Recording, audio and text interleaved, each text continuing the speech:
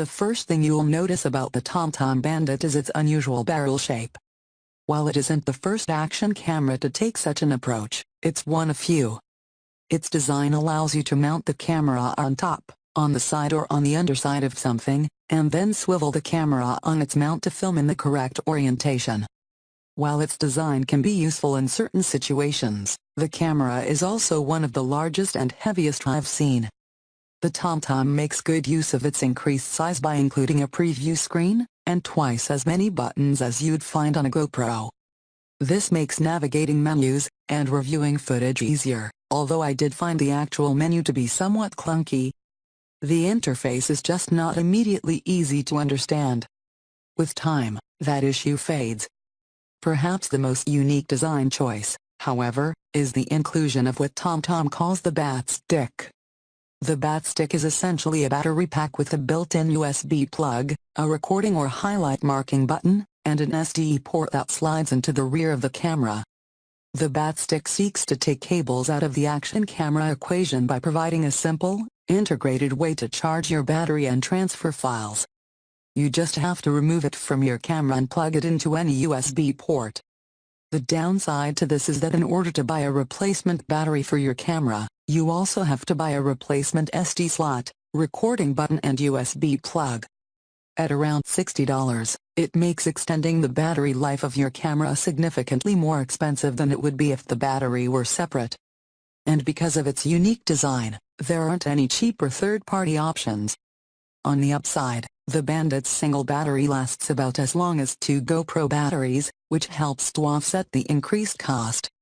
Waterproofing is traditionally an integral part of any action camera, and yet the Bandit, in its standard form, makes no claims to be waterproof to any depth.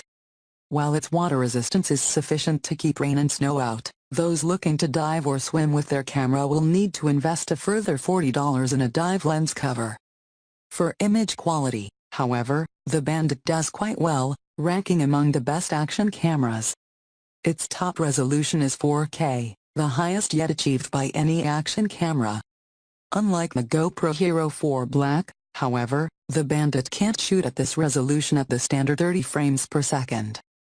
But with a max of 2.7K at 30 frames per second, it's still a formidable shooter.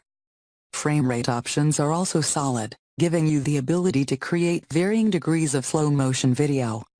When shooting in standard definition, the lowest resolution available, the Bandit can capture up to 240 frames per second, again on par with the best action cams. As resolution increases to 720p, the maximum frame rate dips to 120 frames per second, and again to 60 frames per second at 1080p. Perhaps the most interesting feature of the Bandit is the inclusion of sensors that measure G-force, speed, acceleration, and altitude. Using these features, you can map every facet of your chosen activity. The camcorder also uses this information to flag moments in your footage that are likely to be the most exciting. Later, you can connect the camera to an app on your smartphone and use it to automatically edit your footage, using these markers as a guide. You can also set markers manually while filming by pressing a button on the backside of the Batt-stick. The Bandit is an action camera that provides some of the best shooting options in the industry. For that reason alone, it is a solid option to capture all your favorite activities and events. In addition to this, it also has some cool features like its cylindrical, rotating design or its built-in action flagging sensors. Despite being heavier and larger than most, it's a great option for those looking to capture and share interesting footage as easily as possible.